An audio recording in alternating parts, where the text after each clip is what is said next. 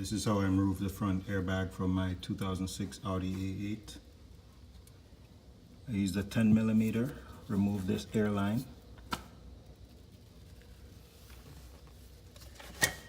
I used the 18mm, remove this nut and bolt at the bottom of the strut assembly. Above, you can buy one of these tools and use it to pick the wire from inside of here. I started to do it and it got messing up the connector. Since I don't have one of these, I choose to cut the wire because I can solder it fairly easily. And this part is a replaceable part. If I buy a new shock absorber from the dealer, it comes with this wire. So I don't have a big deal cutting it. I'm not cutting the wire harness of the car, I'm just cutting a replaceable part.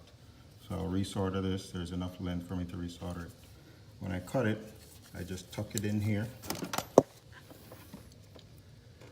Then I bought a 41mm socket from Harbor Freight, and I just used the handle that came with it. The socket fits perfectly over it.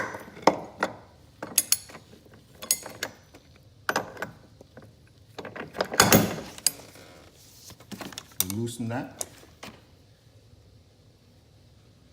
and that's the only thing holding the strut and airbag in. That nut at the top and this 18 here.